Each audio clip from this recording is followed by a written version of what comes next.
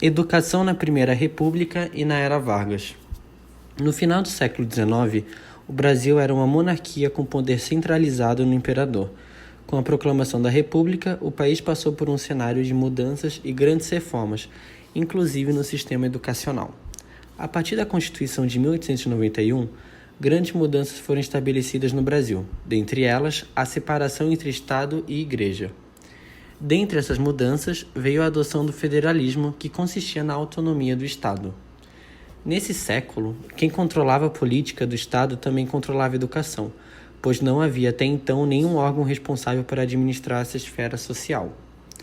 Durante esse período, várias reformas influenciaram a educação na Primeira República. Ao todo, foram 13 reformas, mas nós vamos destacar apenas 2.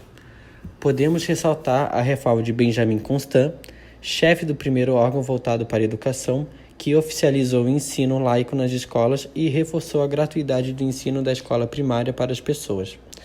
Outras reformas importantes que podemos apresentar é a Rivadavia Correia, que defendeu o ensino de caráter prático e preparatório para a vida e para o mercado de trabalho. Foi então, a partir dessas reformas e dos ideais positivistas, que o ensino como direito público se fortaleceu.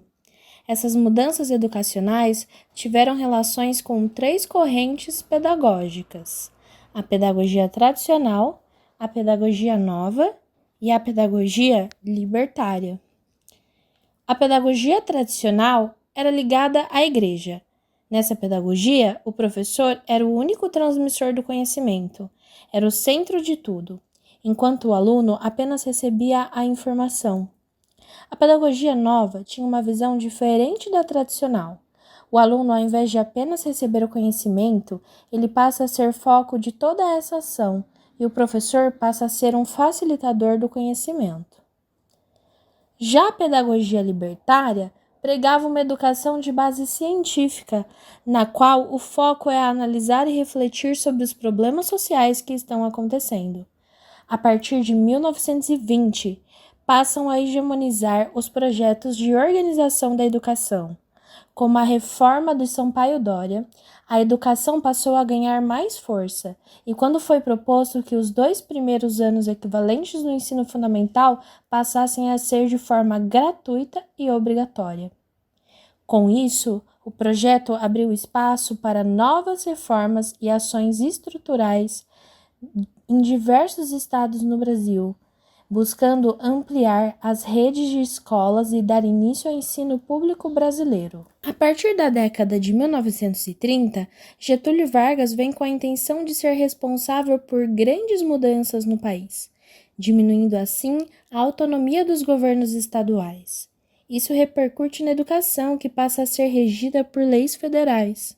Além disso, Vargas cria o Ministério da Educação e Saúde, órgão importante para a estruturação e desenvolvimento das reformas em âmbito nacional. Nesse mesmo intervalo de tempo, o interesse da educação se voltou para a formação de cidadãos. Esse período também foi marcado por importantes reformas no campo educacional. A Reforma Francisco Campos, de 1931, acarretou no ensino uma tentativa de renovação metodológica, como a importância da relação dos conteúdos com o presente, a introdução da valorização dos aspectos étnicos, entre outros fatores que levaram a ter um avanço nas disciplinas.